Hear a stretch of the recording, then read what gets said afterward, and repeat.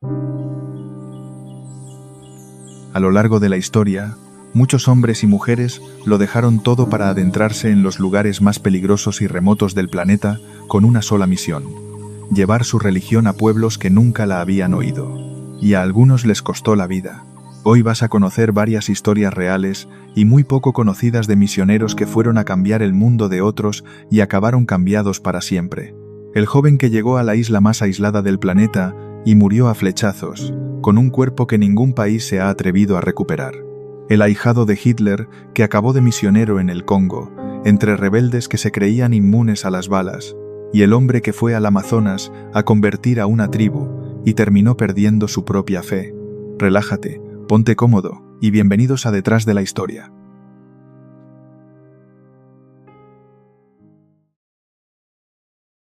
Operación Auca. 5 misioneros, una tribu salvaje y un final imposible de creer.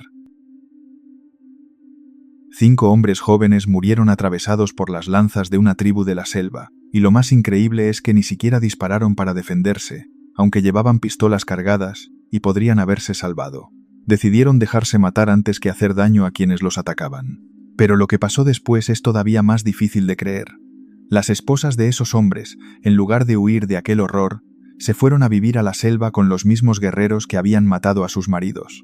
Y años más tarde, el hijo pequeño de uno de ellos fue bautizado en el río por el mismísimo hombre que había matado a su padre. Nada de esto es una leyenda. Pasó de verdad, quedó grabado en fotografías y empezó en 1956, cuando 5 misioneros de Estados Unidos decidieron entrar por su propia voluntad en el territorio de la tribu más peligrosa del Amazonas, los Waorani, a los que el resto de Ecuador llamaba Aucas, una palabra que significa salvajes, enemigos. Eran un pueblo cazador de apenas 600 personas, escondido en lo más profundo de la selva de Ecuador. Y tenían una fama que daba verdadero miedo. Se calcula que más de la mitad de los Waorani adultos no morían por enfermedad ni por accidentes, sino asesinados por otros Waorani, casi siempre con lanzas, en venganzas entre familias que no terminaban nunca. Eran temidos incluso por las demás tribus de la zona. A cualquier persona de fuera la veían como un enemigo peligroso, y la mataban sin pensárselo 2 veces. Ya habían acabado con hombres que iban a recoger caucho en la selva a comienzos de siglo y con trabajadores de una compañía de petróleo en los años 40, hasta el punto de que la empresa terminó marchándose de la zona. Entrar en su tierra era, sencillamente, no volver con vida. Los 5 misioneros lo sabían perfectamente, y aún así estaban convencidos de que llevar su religión a aquella tribu era lo más importante que podían hacer con su vida. Jim Elliot, de 28 años, era el más hablador y convincente del grupo. Nate Saint, de 32, el mayor, era piloto y el que organizaba todo el plan. Sin él y su pequeña avioneta, acercarse a la tribu era imposible. Con ellos iba Ned McCauley, un antiguo deportista, Pete Fleming, que era el más dudoso de todos, y Roger Youderian, que había sido paracaidista en la Segunda Guerra Mundial y ya trabajaba con otra tribu de la zona. Casi todos rondaban los 30 años, varios estaban casados y tenían hijos muy pequeños, y aún así aceptaron el riesgo. A su plan le pusieron un nombre en clave: Operación Auca. La idea era ganarse a los Waorani poco a poco, sin pisar todavía su territorio. Nate Saint se inventó una forma muy ingeniosa de hacerlo. Daba vueltas muy cerradas con la avioneta sobre un claro de la selva y mientras giraba dejaba caer un cubo atado a una cuerda muy larga.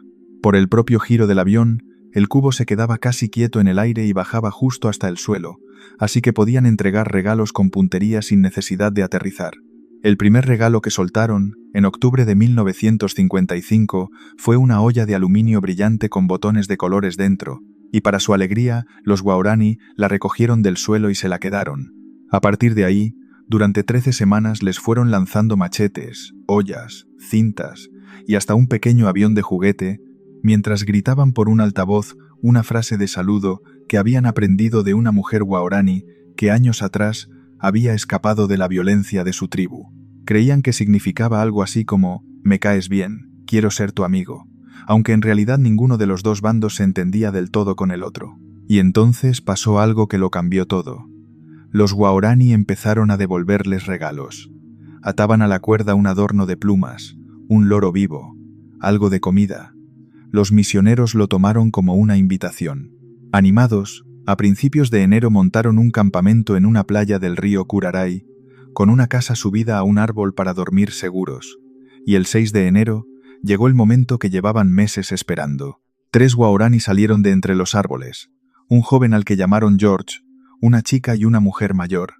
El encuentro fue perfecto. Intercambiaron comida, se hicieron fotos, y Nate Saint hasta subió a George a la avioneta para darle una vuelta por encima de sus propias aldeas, mientras el joven señalaba emocionado las casas de su gente allá abajo. Por primera vez en meses, tocaban con las manos el objetivo por el que tanto habían arriesgado. Aquella noche los 5 escribieron a sus esposas diciendo que el contacto de verdad, el sueño de su vida, estaba a solo un par de días. Ninguno se imaginaba que aquel encuentro tan feliz acababa de firmar su sentencia de muerte. El reloj de pulsera de Nate Saint se detuvo para siempre a las 3:12 de la tarde, en el instante exacto en que una lanza lo atravesó. Los 5 misioneros murieron ese mismo día, uno tras otro, en la misma playa donde días antes se habían hecho fotos sonriendo. Y aunque llevaban pistolas y llegaron a disparar, no apuntaron a los guaraní, sino al aire.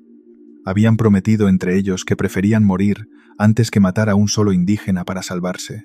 Lo que había empezado como el encuentro soñado se convirtió, en cuestión de horas, en una de las matanzas de misioneros más famosas de la historia. Todo se torció por una mentira. El día anterior, el 7 de enero, George y la chica que lo acompañaba habían vuelto juntos a la aldea. En realidad, los 2 jóvenes se habían escapado para estar juntos sin permiso, y el hermano de ella se puso furioso al verlos llegar solos. Para librarse del castigo, George soltó una mentira que lo cambiaría todo. Dijo que los extranjeros de la playa los habían atacado. La rabia del hermano se dirigió entonces contra los misioneros, que para los guaraní ya eran enemigos de siempre. Un guerrero mayor y muy desconfiado llamado Jiquita animó al resto. Los hombres blancos, dijo, siempre habían venido con armas para dispararles, así que era mejor matarlos antes de que ellos mataran primero. La decisión estaba tomada, y los 5 misioneros no tenían ni la menor idea de lo que se les venía encima. La mañana del 8 de enero, Nate Saint habló por radio con su mujer, muy contento, y le prometió que volvería a llamar a las 4:30 de la tarde con novedades. Mientras tanto, los guaraní preparaban una trampa. Enviaron a 3 mujeres a la otra orilla del río para que los misioneros bajaran la guardia y se acercaran a saludarlas. 2 de ellos cruzaron el agua sin saber que un grupo de guerreros esperaba escondido entre los árboles. De repente salieron todos a la vez y se lanzaron sobre ellos. Los otros 3 misioneros, al oír los gritos y el estruendo desde el campamento, corrieron a ayudar a sus compañeros y cayeron también, uno tras otro, bajo la lluvia de lanzas. Los misioneros dispararon sus pistolas, pero solo al aire o al agua, tal y como habían jurado. Una de las balas apenas rozó la muñeca de una mujer que miraba desde la maleza. Ninguno usó el arma para matar a nadie. En apenas unos minutos, los 5 hombres cayeron atravesados por las lanzas sobre la arena y el agua de aquella playa. Eran las 3:12 de la tarde. Años después, los propios guerreros contarían, todavía sorprendidos, que no entendían por qué aquellos hombres, teniendo armas que escupían truenos, no las habían usado para defender su vida. A las 4:30, las esposas esperaban junto a la radio la llamada de Nate Saint. No llegó. Pasaron las horas y aquel silencio lo dijo todo. A la mañana siguiente, otro piloto llamado Johnny Keenan sobrevoló la zona y vio la avioneta destrozada en la playa, con la tela que la recubría arrancada a tiras y ni rastro de los hombres. Días después, una expedición de rescate formada por misioneros, soldados de Ecuador y de Estados Unidos, y un fotógrafo de la revista Life, llamado Cornel Capa, consiguió llegar por fin a la playa de Palm Beach. Trabajaron a toda prisa y con mucho miedo, sin saber si los guerreros seguían cerca, escondidos entre la vegetación, observando cada uno de sus movimientos. Encontraron 4 cuerpos dentro y alrededor del río. El quinto, el de Ed McCallie, se lo había llevado la corriente y nunca apareció. Los reconocieron por sus relojes y por sus anillos de boda. Los enterraron allí mismo, en una fosa común, bajo una fuerte tormenta tropical, en el mismo lugar donde días antes habían soñado con el gran encuentro. La historia dio la vuelta al mundo. Se cuenta que, al recibir la noticia, las 5 viudas se juntaron y se pusieron a cantar el mismo himno que sus maridos habían cantado antes de entrar en la selva. El 30 de enero de 1956, apenas 3 semanas después de la matanza, La revista Life, una de las más leídas del planeta, publicó un reportaje de 10 páginas con las fotos que los propios misioneros habían tomado antes de morir y las que hizo Cornel Capa durante el rescate. Millones de personas vieron por primera vez el rostro de aquella tribu desconocida y el de los 5 jóvenes muertos. Muchos los llamaron mártires, otros, en cambio, unos insensatos que se habían metido solos en la boca del lobo. Pero nadie, absolutamente nadie, podía imaginar lo que aquellas 5 muertes iban a provocar apenas unos años más tarde, cuando las mujeres de aquellas familias decidieron hacer justo lo contrario de lo que haría cualquier persona en su lugar. La viuda de uno de los misioneros y la hermana de otro tomaron una decisión que nadie en el mundo lograba entender. En lugar de odiar a la tribu que había matado a sus familiares, se fueron a vivir con ella dentro de la selva, aprendieron su idioma y criaron allí a sus hijos. Y con el tiempo pasó algo todavía más asombroso. Varios de los guerreros que habían clavado las lanzas se hicieron cristianos, y el hijo de uno de los muertos terminó metiéndose en el río para ser bautizado por el mismo hombre que había matado a su padre. Esta es la parte de la historia que casi nadie cuenta. Con los años, viviendo entre ellos, los misioneros supervivientes descubrieron por fin por qué habían muerto los 5 hombres. No fue por su religión, ni para robarles nada. Fue por aquella mentira de George y por el miedo de una tribu que llevaba generaciones matando y muriendo sin parar. Quien reconstruyó toda la verdad fue Elizabeth Elliot, la viuda de Jim Elliot, que en 1958, apenas 2 años después de la matanza, se adentró en la selva con su hija de 3 años para ir a vivir con los Waorani. La acompañaba Rachel Saint, la hermana del piloto Nate Saint, una mujer Waorani llamada Dayuma, que había huido de la tribu años antes y había conocido fuera la religión de los misioneros. Fue el puente que les permitió entenderse con ellos y ganarse poco a poco su confianza.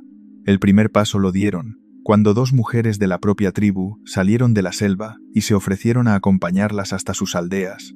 Elizabeth escribió además un libro contando toda la historia que se leyó en el mundo entero, y que convirtió a los 5 muertos en las figuras más conocidas del mundo misionero, empujando a miles de jóvenes a seguir sus pasos. Lo que ocurrió después parece sacado de una película. Buena parte de la tribu fue dejando atrás su vida de venganzas y muertes, y varios de los propios asesinos abrazaron la nueva religión. Uno de ellos, un guerrero llamado Mincaye, que según se cree fue quien mató a Nate Saint, se convirtió con los años en predicador de su comunidad y llegó a decir que antes vivían matándose unos a otros y que ahora, por fin, vivían en paz. Y en 1965, el hijo de Nate, Steve Saint, que era un niño de casi 5 años cuando mataron a su padre, se metió con 14 años en aquel mismo río Curaray para ser bautizado por Kimo y Dewey, 2 de los hombres que habían participado en la matanza. Décadas más tarde, Mincaye se convirtió prácticamente en el abuelo de los hijos de Steve Saint, y los 2 recorrieron juntos Estados Unidos contando su historia ante miles de personas. En los años 90, ya de adulto, Steve Saint llegó a mudarse con toda su familia para vivir una temporada entre los Waorani, el mismo pueblo que había matado a su padre. La violencia que antes mataba a la mitad de la tribu prácticamente desapareció en una sola generación. Rachel Saint pasó el resto de su vida entre los Waorani y quiso ser enterrada en su tierra. Pero esta historia tiene también una cara mucho más incómoda que conviene no esconder. Aquel contacto no solo trajo una nueva religión. Abrió la puerta de la selva de los Waorani a las compañías de petróleo, que llegaron detrás con carreteras, tala de árboles, alcohol y enfermedades nuevas para las que la tribu no estaba preparada. Muchos expertos que estudiaron a este pueblo acusan a los misioneros de haber cambiado para siempre su forma de vida, sus costumbres y sus creencias, y de haber allanado el camino a quienes solo querían aprovecharse de sus tierras. Para el mundo religioso, los 5 hombres son héroes que dieron la vida por amor. Para sus críticos, fueron una intromisión imprudente en un pueblo que nunca había pedido ser contactado, y que a partir de entonces lo perdería casi todo. Hoy muchos Waorani viven rodeados de carreteras y pozos de petróleo, muy lejos de la selva intacta que conocieron sus abuelos. Y lo cierto es que las 2 cosas pueden ser verdad al mismo tiempo. Lo que nadie discute es la fuerza de lo que sucedió en aquella playa perdida del Amazonas. 5 hombres que se dejaron matar teniendo con qué defenderse.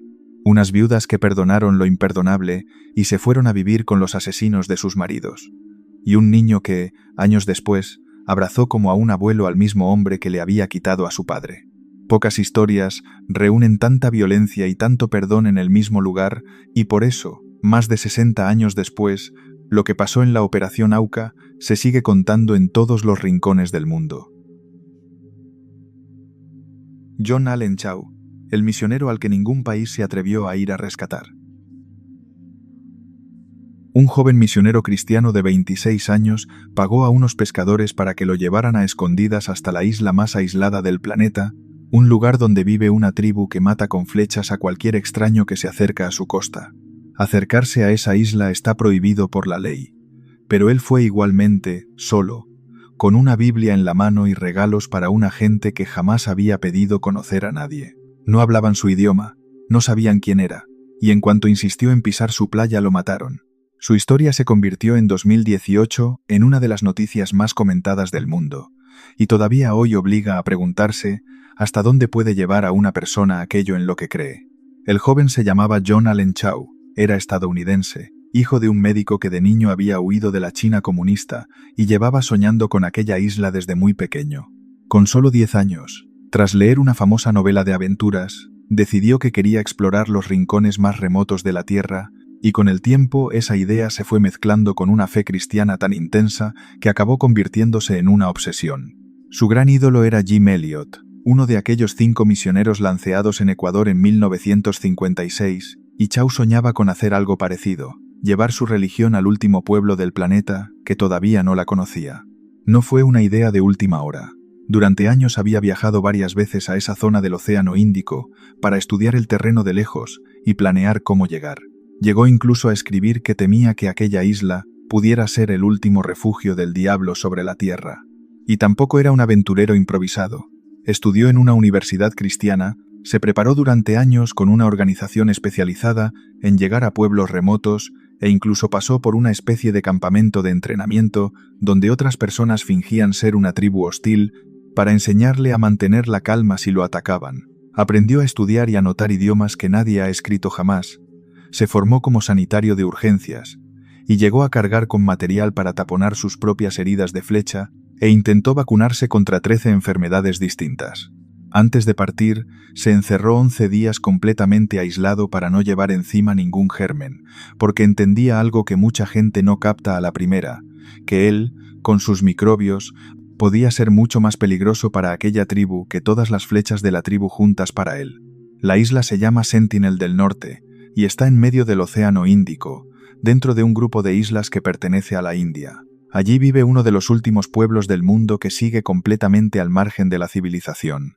Sus antepasados fueron de los primeros seres humanos que salieron de África, y llevan decenas de miles de años en esa isla casi sin ningún contacto con el exterior. Nadie ha conseguido aprender su idioma, que no se parece al de ninguna otra tribu vecina, así que ni siquiera se puede hablar con ellos. Apenas usan metal más allá del que rescatan de barcos hundidos. No cultivan la tierra, sino que cazan y recolectan como en la prehistoria. Y ni siquiera se sabe con seguridad cuántos son, aunque se calcula que entre 50 y unos pocos cientos de personas. La isla es pequeña, apenas unos kilómetros de lado, cubierta de selva espesa y rodeada por un anillo de coral que impide que los barcos grandes se acerquen. El gobierno indio decidió hace décadas dejarlos completamente en paz. Está prohibido acercarse a menos de varios kilómetros de la isla, no se puede ni siquiera fotografiarla, y hay patrullas vigilando la zona. La razón es sencilla. Casi cada vez que alguien se ha acercado, ha terminado en tragedia. En 1880, un oficial británico secuestró a 6 habitantes para estudiarlos, y los 2 adultos murieron a los pocos días por enfermedades contra las que no tenían ninguna defensa. En 1974, un equipo de televisión que quiso grabar un documental fue recibido a flechazos, y su director acabó con una flecha clavada en la pierna. Y en 2006, 2 pescadores que se quedaron dormidos y terminaron a la deriva en la orilla fueron asesinados, y el helicóptero que fue a recuperar sus cuerpos tuvo que salir huyendo bajo una lluvia de flechas. La India los protege con tanto celo porque ya ha visto lo que ocurre cuando no lo hace. Otras tribus vecinas de estas mismas islas casi desaparecieron por completo en cuanto empezaron a tratar con el mundo de fuera. Sabiendo todo esto, en noviembre de 2018, John Allen Chau llegó a las islas dispuesto a hacer lo que nadie más se atrevía siquiera a intentar.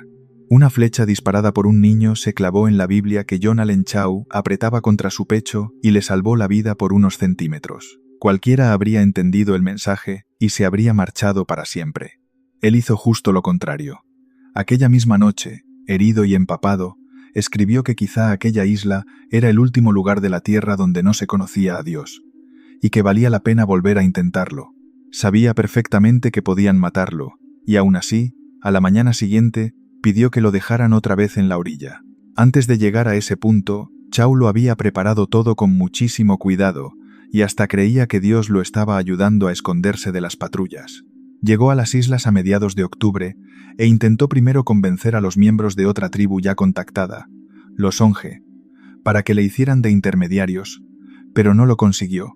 Entonces se escondió durante días en el piso de un conocido, donde rezaba, hacía ejercicio y preparaba una bolsa con regalos, tijeras, imperdibles, pescado y material de curas. Solo le faltaba alguien que lo acercara a la isla prohibida. La noche del 14 de noviembre, encontró a un grupo de pescadores, refugiados de Birmania y cristianos como él, que aceptaron llevarlo a cambio de dinero. Salieron al mar de madrugada, con las luces apagadas, para que las patrullas de vigilancia no los descubrieran. El viaje hasta la isla, en plena oscuridad, duró varias horas. En la bolsa llevaba incluso un balón y unos dibujos con los que esperaba hacerse entender. Al amanecer llegaron cerca de la costa y esperaron. Chau se subió a una pequeña canoa y remó hacia la playa con pescado como ofrenda, gritando en voz alta una frase que había ensayado. «Me llamo John, os quiero, y Jesús os quiere». De una de las chozas salieron dos hombres con sus arcos, y él, asustado, dio media vuelta. Al principio algunos habitantes le hicieron gestos y le gritaron cosas que no entendía, y por un instante creyó que quizá acabarían aceptándolo. Poco después volvió a intentarlo. Esta vez se acercó cantando y hablando, e incluso dejó algunos regalos sobre la arena, hasta que un niño de la tribu tensó su arco y disparó. La flecha se clavó de lleno en la Biblia impermeable que llevaba pegada al cuerpo, justo por la mitad del libro. Chau agarró el palo de la flecha, que se partió en sus manos, y comprendió con horror que le estaban apuntando a matar. Los habitantes le quitaron la canoa, de modo que tuvo que volver nadando casi 1 kilómetro hasta el barco de los pescadores, cruzando entre corales afilados que le iban cortando la piel. Escribió después que la voz aguda de aquel niño se le había quedado clavada en la cabeza y que no conseguía quitársela de encima. Aquella noche fue la más dura de su vida, y la dejó escrita. En su diario apuntó una frase que resume todo el drama. ¿Por qué ha tenido que dispararme hoy un niño? Y algo más abajo, otra que daría la vuelta al mundo. Dios, no quiero morir. Se preguntó si sería más sensato marcharse y dejar que otra persona continuara en su lugar, y él mismo se contestó que no. Reconoció que nunca en su vida había sentido tanto miedo ni tanta tristeza. Escribió también que echaba de menos a sus padres con toda su alma y que se preguntaba quién ocuparía su lugar si él moría. A las 5 de la mañana del 16 de noviembre escribió una carta de despedida a su familia. Les pedía que no pensaran que estaba loco, que no se enfadaran ni con la tribu ni con Dios si lo mataban, y que las almas de aquella gente estaban en juego. Aun con todo el miedo, dejó escrito que creía de verdad que merecía la pena. Su última anotación fue casi un presentimiento. Espero que esta no sea mi última nota, pero si lo es, que toda la gloria sea para Dios. Esa misma mañana tomó la decisión definitiva. Les pidió a los pescadores que lo dejaran en la orilla y que se marcharan sin él, que no lo esperaran. Quería estar a solas con la tribu, sin testigos y sin ninguna ayuda posible. Los pescadores, aterrorizados y conscientes de que también ellos se jugaban la cárcel, obedecieron y se alejaron mar adentro. Nadie volvió a hablar con él nunca más. Cuando los pescadores regresaron unas horas después para comprobar qué había pasado, vieron desde el barco una escena que no olvidarían jamás. Los habitantes de la isla arrastraban un cuerpo por la arena de la playa y, según contaron, lo enterraban allí mismo. Era John Allen Chau. Tenía 26 años y llevaba muerto apenas unas horas cuando el mundo entero empezó a preguntarse quién era y por qué había hecho algo semejante. Ningún país del mundo se atrevió a ir a recuperar su cuerpo. La India, una potencia con ejército, marina y helicópteros, decidió de forma oficial dejar el cadáver de John Allen Chau en aquella playa, y lo hizo por 2 motivos escalofriantes. Ir a buscarlo significaba enfrentarse a la tribu con las armas, Y existía un peligro todavía más extraño, el de que los propios rescatadores contagiaran alguna enfermedad y acabaran matando, sin querer, a las mismas personas que habían matado a Chau.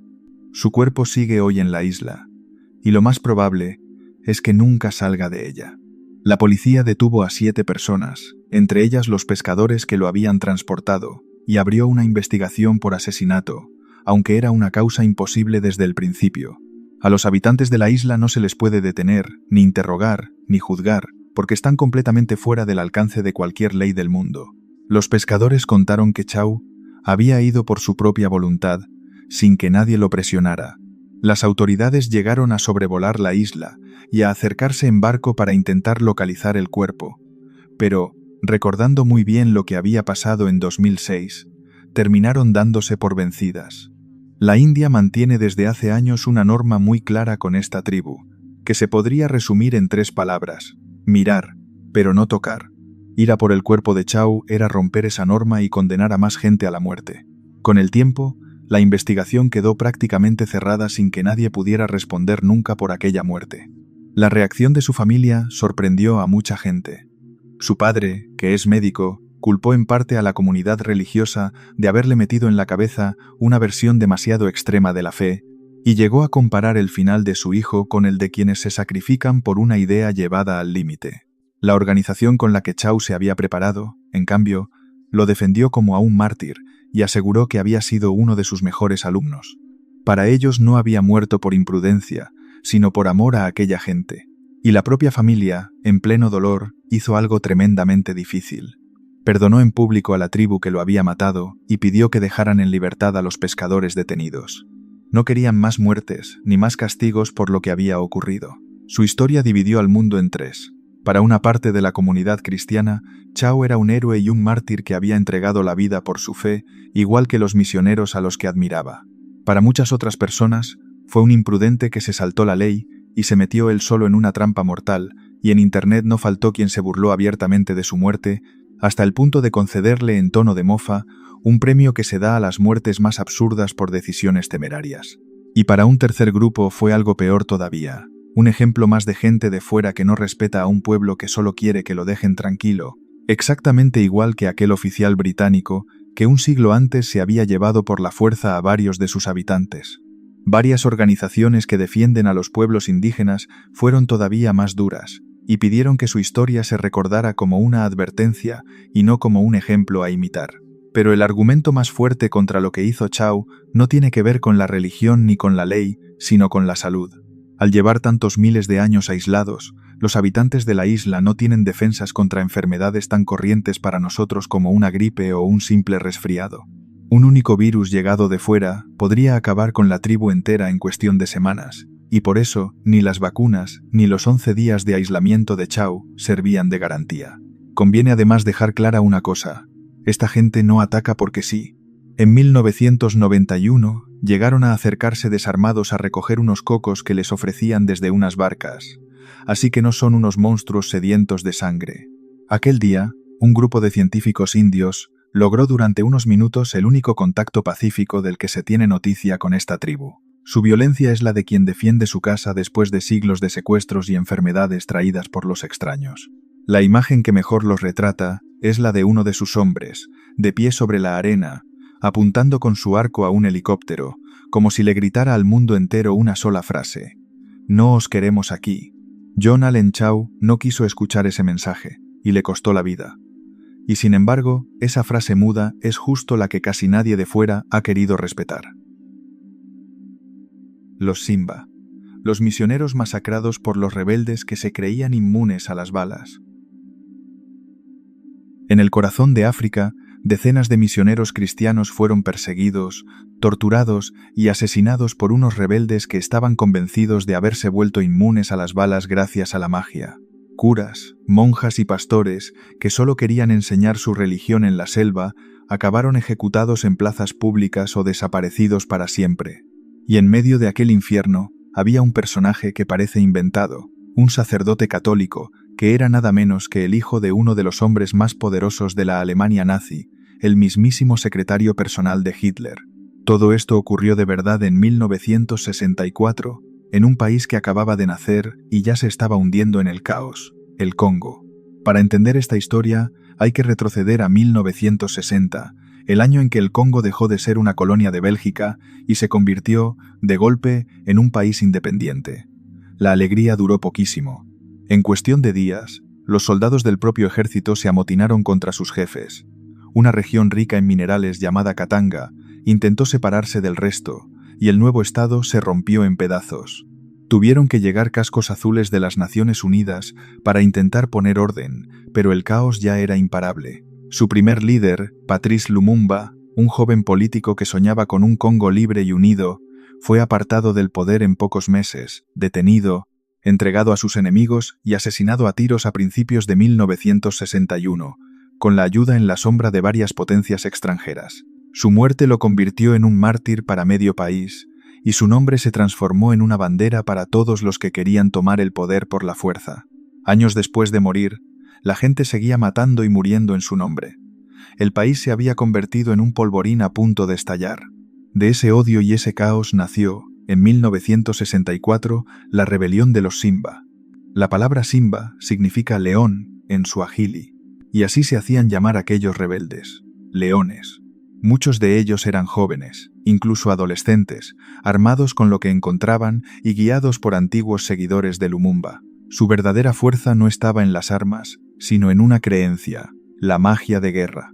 Antes de cada combate, unos brujos los rociaban con agua bendecida y les daban una lista de normas que debían cumplir a rajatabla, como no robar, no tocar a una mujer antes de la batalla y no mirar nunca hacia atrás. A cambio, les prometían algo increíble, que las balas de los enemigos se convertirían en agua o en simples gotas al tocar su piel, y que ellos mismos se transformarían en leones en plena lucha. Su grito de guerra era Mai Mulele, que significa el agua de Mulele, y solían atacar solo de día, porque creían que de noche y bajo la lluvia, su magia perdía toda su fuerza. Muchos se lo creían de verdad, y por eso avanzaban de pie, a cara descubierta y gritando contra los soldados, sin el menor miedo a morir. Aquella mezcla de fanatismo y valentía suicida aterrorizaba al enemigo, y los hizo, durante un tiempo, casi imparables. Llegaron a controlar casi la mitad del país. Ciudades enteras caían en sus manos casi sin resistencia, y a su paso iban dejando un rastro de muerte. Al frente de la rebelión había dos hombres, un político llamado Christophe Gebenye y un autoproclamado general, Nicolas Olenga, tan brutal como impredecible. Y todos los Simba tenían una idea muy clara. Para ellos, todo lo que viniera de Occidente era el enemigo. Odiaban a los blancos por ser el símbolo del antiguo poder colonial belga, y odiaban muy especialmente a los misioneros, porque representaban una religión extranjera y a sus ojos eran espías o aliados de sus enemigos. También perseguían y mataban a los propios congoleños, que consideraban demasiado occidentalizados, maestros, funcionarios, enfermeros, cualquiera que tuviera estudios o fuera demasiado bien vestido. Bastaba con llevar gafas, saber leer o vestir una camisa limpia para caer bajo sospecha y acabar ejecutado. En el verano de 1964, los Simba tomaron una de las ciudades más importantes del país, Stanleyville, y proclamaron allí su propio estado rebelde. En esa ciudad vivían más de 1000 personas blancas, muchas de ellas misioneros. Cuando el ejército del gobierno y unos mercenarios contratados empezaron a acercarse para recuperar la ciudad, los rebeldes hicieron algo desesperado. El 28 de octubre, reunieron a todos los belgas y estadounidenses que encontraron y los convirtieron en rehenes, en escudos humanos, para frenar el ataque que se les venía encima. Durante semanas, cientos de personas vivieron encerradas y aterrorizadas, sin saber si al día siguiente seguirían con vida. Nadie sabía cuándo llegaría el rescate, ni siquiera si llegaría a tiempo. Al amanecer del 24 de noviembre de 1964, cientos de paracaidistas belgas saltaron desde aviones estadounidenses sobre Stanleyville para rescatar a los rehenes. Pero en cuanto los rebeldes oyeron el rugido de los aviones, sacaron a la calle a unos 250 prisioneros blancos y por radio dieron una orden terrible: matadlos a todos. Lo que ocurrió en los minutos siguientes fue una carrera a vida o muerte entre los soldados que caían del cielo y los fusiles de los Simba. La operación se llamó Dragón Rojo y fue una de las primeras grandes misiones de rescate de civiles de la historia. Bélgica y Estados Unidos se aliaron para llevarla a cabo, Los enormes aviones de transporte eran norteamericanos, y los soldados, más de 300 paracaidistas belgas de élite.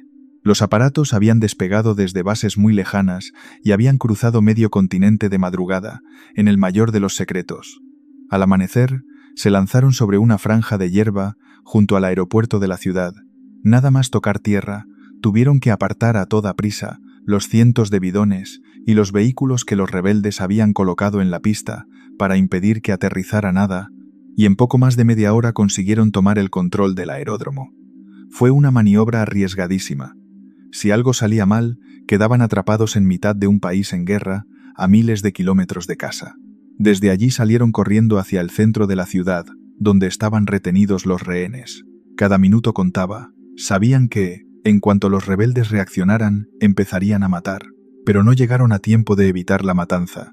Al escuchar el ruido de los aviones, los Simba comprendieron que venían a por sus prisioneros y los sacaron a una amplia avenida, cerca de un monumento dedicado precisamente a Lumumba. Se dio la orden por radio: matarlos a todos, hombres, mujeres y niños. Uno de los rebeldes empezó a disparar contra la multitud, que estaba sentada en el suelo, y en cuestión de segundos se le unieron otros abriendo fuego a quemarropa. Fue una escena de puro caos, con gente corriendo, gritos y disparos por todas partes. En pocos minutos cayeron alrededor de 30 personas. Entre los muertos estaba el doctor Paul Carlson, un médico misionero estadounidense al que los propios congoleños llamaban con cariño el Dr. Paul, porque dirigía un hospital de 80 camas en plena selva y hasta atendía a enfermos de lepra. Los rebeldes lo habían acusado en falso de ser un espía militar y lo habían condenado a muerte. Durante semanas había esperado su ejecución sin perder la calma, atendiendo incluso a los demás presos. Murió abatido justo cuando intentaba saltar un muro para ponerse a salvo detrás de un paracaidista, a apenas unos segundos de conseguirlo. Dejaba mujer y 2 hijos pequeños esperándolo en casa. Con él cayó también una joven maestra misionera llamada Phyllis Ryan. Ambos habían dedicado su vida a ayudar a la gente de aquel país, y aquel país, roto por la guerra, les dio la muerte. Cuando los paracaidistas llegaron por fin a aquella avenida, los rebeldes salieron huyendo y la matanza se detuvo en seco. Los soldados recogieron a los supervivientes, muchos de ellos heridos y en estado de shock, algunos manchados con la sangre de quienes acababan de morir a su lado, y los llevaron al aeropuerto para meterlos a toda prisa en los aviones. Fuera del aeródromo, los combates continuaron durante horas, mientras los soldados buscaban casa por casa a los rehenes que seguían escondidos o retenidos en otros puntos de la ciudad. En total, entre aquella operación y las que vinieron después, se logró sacar del país a cerca de 2000 personas, entre blancos y congoleños, en apenas unas horas. Fue un éxito militar histórico. Nunca antes se había rescatado a tanta gente de una zona de guerra en tan poco tiempo. Pero el precio había sido muy alto, y muchas familias jamás volverían a estar completas. Aún así, el mundo entero se conmovió con lo ocurrido. La revista Time, una de las más importantes del planeta, dedicó su portada al Dr. Carlson, convertido de la noche a la mañana en el rostro de la tragedia y en símbolo de todos los misioneros muertos. Su viuda escribiría después un libro sobre él, y su historia dio la vuelta al mundo. Para el mundo cristiano, se convirtió en un mártir, y para muchos otros, en la prueba de hasta dónde podía llegar la locura de aquella guerra. Nunca se sabrá cuántos rehenes murieron en esos últimos minutos, cuando la salvación estaba ya a la vista. Pero mientras las cámaras se centraban en el rescate de Stanleyville, en decenas de misiones perdidas en la selva estaba ocurriendo algo todavía peor, lejos de cualquier foco y sin ningún avión que fuera a salvar a nadie. Lejos de las ciudades, en pequeñas misiones escondidas en plena selva, decenas de misioneros quedaron completamente solos y a merced de los rebeldes. A uno de ellos, un pastor, lo golpearon durante casi 3/4 de hora hasta matarlo, y después arrojaron su cuerpo a un río lleno de cocodrilos. A otros los hicieron desaparecer sin dejar el menor rastro. Allí no había aviones que fueran a rescatarlos, ni periodistas que contaran su final al mundo. Eran hombres y mujeres que llevaban años viviendo en aldeas remotas, curando enfermos y dando clases, y que de repente se vieron señalados como enemigos sin ningún sitio al que huir. De la noche a la mañana, su labor de años se convirtió en una condena a muerte. Muchos de estos misioneros pertenecían a organizaciones que tenían pequeños puestos repartidos por toda la selva, a veces a días de camino de la ciudad más cercana. Cuando estalló la violencia, quedaron atrapados sin radio, sin coche y sin ninguna forma de pedir ayuda. Algunos fueron avisados a tiempo y lograron esconderse en la maleza durante semanas, alimentándose de lo que encontraban. Otros fueron capturados en sus propias casas y no se volvió a saber nada de ellos. Familias enteras, con sus niños incluidos, desaparecieron sin dejar rastro. El miedo era tal que algunos prefirieron internarse en la selva desconocida antes que arriesgarse a caer en manos de los Simba. 2 días después del rescate de Stanleyville, se lanzó una segunda operación de paracaidistas sobre otra ciudad llamada Paulis, más al noreste, donde había otro grupo de rehenes. Pero allí llegaron demasiado tarde y se encontraron con cadáveres por todas partes. Muchos de los prisioneros ya habían sido asesinados en cuanto los rebeldes se dieron cuenta de que también iban a intentar rescatarlos.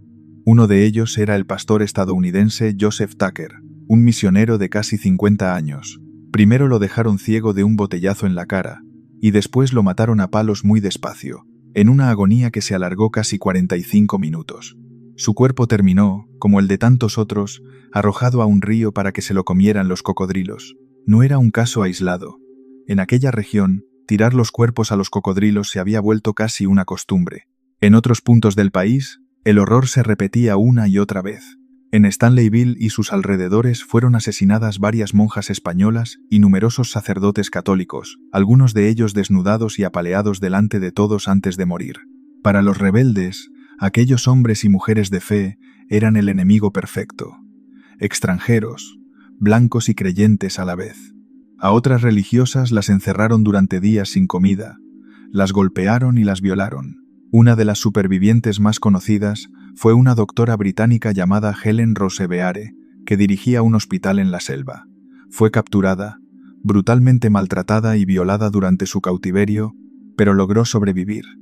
Y años más tarde tuvo el valor de regresar al Congo y de contar todo lo que había vivido en varios libros. Ella misma dejó escrita una frase que resume el espíritu de muchos de aquellos misioneros. Decía que Dios no le había quitado el sufrimiento, sino que se había quedado con ella dentro de él. A ellos se sumaban más de 40 misioneros de otras 2 organizaciones que fueron dados por desaparecidos, entre ellos varios niños que nunca aparecieron. Los relatos de aquellos meses cuesta creerlos. El cónsul de Estados Unidos en Stanleyville pasó 111 días secuestrado junto a su equipo y contó que sus propios guardias se paseaban delante de ellos hablando de qué partes de su cuerpo pensaban cortar y comerse y que por las noches les susurraban una y otra vez: «Tú eres el siguiente». En una de las cárceles, decenas de prisioneros fueron sacados de sus celdas y lanzados vivos al río desde lo alto de unas cataratas para que los devoraran los cocodrilos. Al antiguo alcalde de la ciudad lo mataron descuartizándolo poco a poco delante de una multitud. A otras víctimas las obligaron a arrodillarse ante el monumento a Lumumba antes de ejecutarlas. Muchos de estos horrores conviene tomarlos con cierta cautela, porque en plena Guerra Fría se exageraron para hacer propaganda contra el bando rebelde, pero los testimonios de quienes lo vivieron en sus propias carnes no dejan ninguna duda de que la crueldad fue muy real. El objetivo de los rebeldes era sembrar el terror, y desde luego lo consiguieron. Y en mitad de aquel infierno logró sobrevivir, casi de milagro, uno de los personajes más increíbles de toda esta historia. Entre los misioneros que consiguieron escapar del Congo, había un sacerdote católico con un secreto asombroso. Era el hijo mayor de Martin Bormann, el hombre que manejaba los papeles y la agenda de Adolf Hitler, uno de los nazis más poderosos de toda Alemania.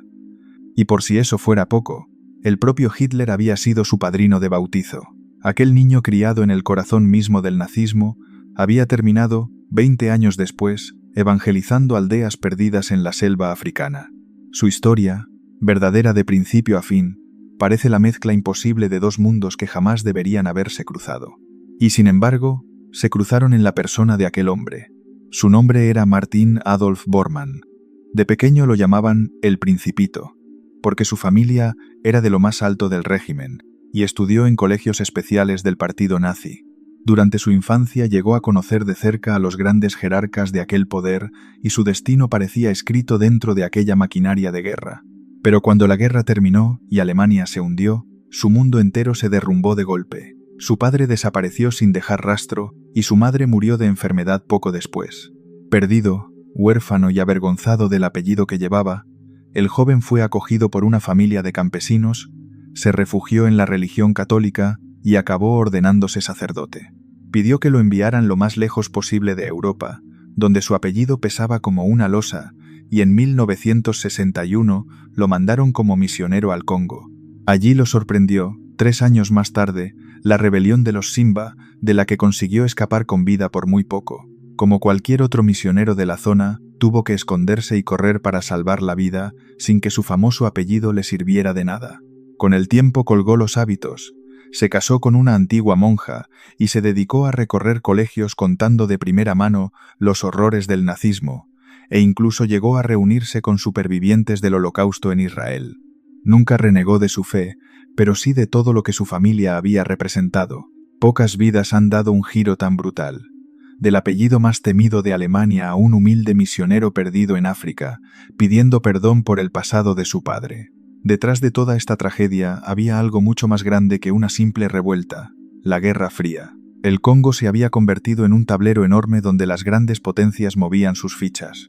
A los rebeldes Simba los apoyaban en la sombra la Unión Soviética, China y Cuba, que veían en ellos una oportunidad de extender el comunismo por África. De hecho, unos meses más tarde, el famoso revolucionario Che Guevara llegaría en persona a esa misma zona, con un grupo de instructores cubanos, para intentar echarles una mano. Del otro lado, para aplastar la rebelión, el gobierno contrató a un grupo de mercenarios extranjeros, dirigidos por un irlandés llamado Mike Huer, al que apodaban el Loco Mike, y contó además con el apoyo secreto de pilotos anticomunistas y de la agencia de inteligencia estadounidense. Fueron precisamente estos mercenarios y sus fusiles automáticos los que destrozaron el mito de la magia. Cuando los Simba vieron caer a sus hombres uno tras otro, por mucha agua bendita que llevaran encima, el hechizo se rompió y muchos empezaron a huir en desbandada. Sin su magia, los leones dejaron de serlo, y la rebelión que había aterrorizado a medio país empezó a desmoronarse. El choque entre la magia africana y las armas modernas se convirtió en una de las imágenes más recordadas de aquella guerra. Nadie sabe con exactitud cuántas personas murieron en todo aquello. Se habla de varios cientos de europeos y, sobre todo, de decenas de miles de congoleños ejecutados por los rebeldes por el simple hecho de tener estudios, hablar bien o trabajar con extranjeros. Fue, para muchos historiadores, uno de los episodios más sangrientos y a la vez más olvidados de todo el siglo XX en África. Pocos recuerdan hoy lo que ocurrió en aquellas semanas de finales de 1964. La rebelión de los Simba se fue apagando a lo largo del año siguiente, hasta desaparecer, pero dejó una herida enorme en un país que apenas había tenido tiempo de empezar a existir. Muchos de sus muertos, tanto misioneros como congoleños, no tienen ni siquiera una tumba.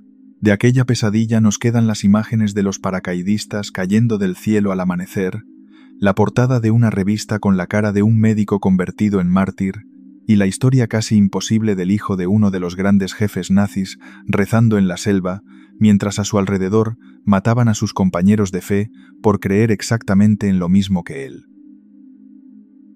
Los 26 mártires. Los cristianos crucificados en Japón y 250 años de persecución. En una colina de Japón, frente al mar, 26 cristianos fueron clavados en cruces y atravesados con lanzas hasta morir. Entre ellos había 3 niños de apenas 12 y 13 años. Antes de matarlos, les habían cortado un trozo de la oreja y los habían paseado durante casi un mes por medio país, en pleno invierno, para que todo el mundo los viera humillados. Y lo más terrible es que aquello fue solo el principio. Después vendrían 250 años de una persecución tan cruel que cuesta creer que ocurriera de verdad. Esta es la historia de los mártires de Nagasaki y de cómo Japón intentó borrar el cristianismo de su tierra a cualquier precio. Fue una de las persecuciones religiosas más largas y despiadadas que ha conocido la humanidad. Todo había empezado casi 50 años antes, en 1549, cuando un misionero español llamado Francisco Javier desembarcó en Japón. Fue el primero en llevar el cristianismo a aquel país lejano y misterioso, del que en Europa apenas se sabía nada. Javier recorrió el país predicando durante más de 2 años, ayudado por un japonés convertido que le hacía de intérprete. Y aunque murió poco después camino de China, la semilla ya estaba plantada. Para sorpresa de muchos, la nueva religión fue calando poco a poco. Los misioneros que llegaron después, sobre todo jesuitas, empezaron a ganar fieles a un ritmo asombroso, especialmente en el sur del país. En algunos lugares lograban más seguidores en unos pocos días que en meses enteros de trabajo en otros sitios. En apenas unas décadas, el número de cristianos japoneses pasó de un puñado a cientos de miles. En su mejor momento se calcula que llegó a haber unos 300.000, una cifra enorme para la época. A aquella época se la llegó a conocer como el siglo cristiano de Japón. Lo más llamativo es quiénes se convirtieron. No solo campesinos y gente humilde, sino también poderosos señores de la guerra, los llamados daimyo, que gobernaban regiones enteras. Algunos lo hicieron por fe verdadera y otros por interés, porque hacerse cristiano facilitaba el comercio con los barcos portugueses que llegaban cargados de armas y mercancías. Aquellos señores cristianos protegían a los misioneros y animaban a sus súbditos a bautizarse, de modo que regiones enteras se volvieron cristianas casi de golpe. Uno de esos señores llegó a entregar a los misioneros el puerto de Nagasaki, que se convirtió en el gran centro cristiano del país. Se levantaron iglesias, se abrieron escuelas religiosas y hasta se envió a Roma una embajada de jóvenes japoneses que fueron recibidos por el mismísimo Papa. Parecía que el cristianismo había llegado a Japón para quedarse. Nada hacía presagiar el infierno que estaba a punto de desatarse, pero el hombre más poderoso de Japón empezó a verlo como una amenaza. Se llamaba Toyotomi Hideyoshi y era quien gobernaba de hecho el país. Le preocupaba que aquellos señores cristianos fueran más leales a una religión extranjera y a un papa lejano que a él mismo. Le llegaban además noticias de que algunos convertidos destruían templos budistas y sobre todo temía algo muy concreto, que detrás de los misioneros acabaran viniendo los ejércitos. No era una idea descabellada. España acababa de conquistar las Islas Filipinas, muy cerca de allí, y lo había hecho enviando primero religiosos y después soldados. Hideyoshi sospechaba que con Japón querían hacer exactamente lo mismo. De hecho, ya en 1587 había firmado una orden para expulsar a los misioneros, pero apenas se aplicó, porque el comercio con los portugueses le interesaba demasiado. Durante casi 10 años, la persecución fue más una amenaza que una realidad. La gota que colmó el vaso llegó en 1596 y llegó en un barco. Un enorme galeón español, el San Felipe, naufragó frente a las costas de Japón cargado de riquezas. Cuando las autoridades japonesas se quedaron con todo el cargamento, según se cuenta, uno de los oficiales del barco, para asustarlos, les enseñó un mapa de todo lo que España dominaba en el mundo y les dijo que su rey conquistaba los países enviando antes misioneros para convencer a la gente. Fuera cierta o no aquella conversación, y muchos historiadores dudan de que ocurriera así, a Hideyoshi le bastó.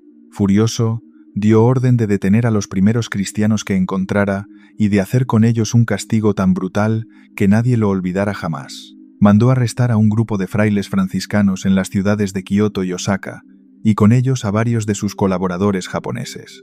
Esos cristianos fueron los 26 mártires de Nagasaki. A los 26 condenados les cortaron parte de la oreja izquierda en mitad de una plaza, y después los subieron a unos carros para pasearlos por pueblos y ciudades durante casi un mes, en pleno invierno, con el frío calándoles los huesos. La gente salía a mirarlos al borde del camino. Pero, en lugar de ir llorando o suplicando clemencia, aquellos hombres, mujeres y niños iban cantando. Y entre ellos había 3 críos que ni siquiera habían cumplido los 14 años. Ver a unos niños afrontar la muerte con semejante serenidad dejó a muchos sin palabras. Conviene aclarar quiénes eran exactamente, porque muchas veces esta historia se cuenta mal. De los 26, 6 eran frailes franciscanos, pero no todos españoles. 4 venían de España, 1 era mexicano y otro había nacido en la lejana India. 3 más eran religiosos japoneses, entre ellos el más famoso de todos, un joven llamado Pablo Miki, hijo de una familia de guerreros y predicador de una elocuencia impresionante. Y los 17 restantes eran japoneses corrientes que se habían convertido al cristianismo, artesanos, ayudantes, intérpretes, gente sencilla. Casi todos ayudaban de una forma u otra a los frailes en su labor, y el propio Pablo Miki todavía no era sacerdote del todo. Estaba a punto de serlo cuando lo detuvieron. Entre ellos estaban los 3 niños, Luis, de 12 años, Antonio, de 13, y Tomás, de 14. El castigo empezó con aquella mutilación de la oreja, pensada para marcarlos y humillarlos en público. Después vino el paseo del escarnio, cientos de kilómetros a la intemperie, para que todo Japón viera con sus propios ojos lo que les pasaba a quienes seguían aquella religión prohibida. Los llevaron desde la zona de Kioto y Osaka hasta Nagasaki, cruzando media isla mientras la nieve y el barro les dificultaban cada paso, y en cada pueblo los exhibían como a criminales. Según cuentan las crónicas de la época, los 3 niños asombraron a todos por su valor. Uno de ellos, Luis, se echó a reír cuando le cortaron la oreja, sin acobardarse lo más mínimo. Otro, Tomás, escribió a su madre una carta pidiéndole que no se preocupara, que esperaba volver a verla muy pronto en el cielo. Ninguno de los 3 quiso renunciar a su fe, por mucho que les prometieran salvarles la vida a cambio de hacerlo. Se habían criado en la fe cristiana y no pensaban abandonarla ni siquiera ante la muerte. El 5 de febrero de 1597 llegaron por fin a una colina de Nagasaki llamada Nishizaka, desde la que se veía el mar. Allí esperaban 26 cruces ya clavadas en el suelo. Ataron a cada condenado a la suya por las muñecas, los tobillos y el cuello, y entonces los verdugos hicieron algo especialmente cruel. En lugar de dejarlos morir despacio, se colocaron a ambos lados de la fila de cruces y los fueron atravesando con lanzas, clavándolas por los costados hasta llegar al corazón. Aquellas cruces no eran como las que solemos imaginar. Llevaban soportes y aros de hierro para sujetar el cuerpo, y cuando las levantaron sobre la colina, con las figuras recortadas contra el cielo y el mar al fondo, muchos de los que habían acudido a mirar rompieron a llorar. Se cuenta que Luis, el niño de 12 años, buscó cuál era su cruz y corrió hacia ella. No quería que le tocara ninguna otra que no fuera la suya. Y desde lo alto, mientras esperaba la lanza, Pablo Miki pronunció un sermón que se hizo célebre. Dijo que él era japonés de verdad, que solo lo mataban por enseñar la doctrina de Cristo y que perdonaba de todo corazón a Hideyoshi y a todos los que le estaban quitando la vida. Con esas palabras en los labios murió, atravesado como todos los demás. Aquella ejecución pública debía servir de aviso, para asustar al resto de los cristianos y conseguir que abandonaran su religión. Pero, al menos al principio, consiguió justo lo contrario. La entereza con la que aquellas 26 personas, incluidos los niños, se dejaron matar, impresionó a muchísima gente, y en vez de apagar la fe, la avivó todavía más. Hubo quienes, lejos de asustarse, pidieron el bautismo después de ver morir a los mártires. Años más tarde, la Iglesia los declaró santos, los primeros de todo Extremo Oriente. La noticia de lo ocurrido viajó hasta Europa, donde aquellos 26 nombres se convirtieron en símbolo de entrega y valentía. Lo que ni ellos ni nadie podía imaginar aquel día en la colina era que su muerte no era el final de nada, sino apenas la primera página de una persecución que iba a durar 2 siglos y medio. Para descubrir quién era cristiano en secreto, los gobernantes de Japón inventaron una prueba diabólica. Obligaban a la gente a pisar con el pie una imagen de Cristo o de la Virgen María. Quien pisaba quedaba libre. Quien se negaba era detenido y torturado de formas espantosas, colgado boca abajo dentro de un pozo durante días, quemado a fuego lento o abrasado con agua hirviendo sacada de los volcanes. Lo que había empezado en aquella colina de Nagasaki se convirtió en una cacería que duró más de 200 años. Nadie que creyera en Cristo estaba a salvo. Unos años después de la muerte de los 26, un nuevo gobierno, el de los shogunes de la familia Tokugawa, decidió acabar con el cristianismo de raíz. Prohibieron la religión por completo, expulsaron a los misioneros que quedaban y mandaron destruir todas las iglesias. Prometieron incluso recompensas a quien delatara a un vecino creyente. Para cazar a los que seguían creyendo en secreto, idearon aquella prueba de la imagen, unas placas con la cara de Cristo o de la Virgen que los sospechosos tenían que pisar delante de las autoridades. En Nagasaki llegó a repetirse cada año, como un control obligatorio para toda la población. Quien dudaba, quien se echaba a temblar o se negaba, quedaba señalado al instante como cristiano. Además, obligaban a cada familia a registrarse en un templo budista para tenerla controlada, cerrando así, poco a poco, toda salida a los que creían en Cristo. Las placas para pisar se usaban año tras año, hasta quedar desgastadas por miles de pies. A los que descubrían, ya no siempre los mataban deprisa. El objetivo había cambiado. Ahora lo que querían era que renunciaran a su fe, que la abandonaran en voz alta, porque un cristiano que se rendía hacía más daño a la religión que un simple mártir. Un mártir inspiraba a los demás, un cobarde los desanimaba. Por eso inventaron torturas pensadas para durar y quebrar la voluntad. La más temida consistía en colgar a la persona boca abajo, atada por los pies y metida dentro de un pozo, a veces lleno de suciedad, con un pequeño corte en la frente para que la sangre fuera goteando poco a poco y la agonía se alargara durante días enteros. A otros los llevaban a unas montañas de donde brotaba agua hirviendo de la tierra y les echaban esa agua sobre el cuerpo, muy despacio. A otros los quemaban vivos a fuego lento. La crueldad no parecía tener ningún límite. Algunos aguantaban tanto que los verdugos llegaban a reanimarlos para poder seguir torturándolos. El hombre encargado de arrancar esas renuncias había sido, curiosamente, cristiano de joven, y por eso sabía mejor que nadie cómo hacer sufrir a los suyos. La presión llevó a la gente al extremo. En una región llamada Shimabara, unos campesinos aplastados por los impuestos y el hambre, muchos de ellos cristianos, se levantaron en armas siguiendo a un joven líder de apenas 16 años al que atribuían poderes casi milagrosos. Se hicieron fuertes en un viejo castillo, pero el ejército del gobierno, con ayuda de los cañones de unos barcos extranjeros, los aplastó sin piedad. Se calcula que murieron decenas de miles de personas. El joven líder de la rebelión fue decapitado, y su cabeza se expuso en público como advertencia. Tras aquella derrota, el gobierno cerró casi por completo las puertas de Japón al resto del mundo durante más de 2 siglos. Y hubo un caso concreto que sacudió a todos, el de un importante sacerdote europeo, Cristóbal Ferreira, que era el máximo responsable de la misión en Japón, y que, tras horas colgado en el pozo, no aguantó y renunció a su fe. Después adoptó un nombre japonés, se casó y llegó incluso a ayudar a las autoridades a perseguir a otros cristianos. Su historia impresionó tanto que siglos después inspiró una famosa novela y una película sobre aquel silencio de Dios frente al sufrimiento de los suyos. Con tanta tortura, tanta muerte y tanta gente obligada a pisar la imagen de Cristo, el cristianismo pareció desaparecer por completo de Japón. Las iglesias ya no existían, no quedaba ni un solo sacerdote en todo el país, y hablar de aquella religión podía costar la vida.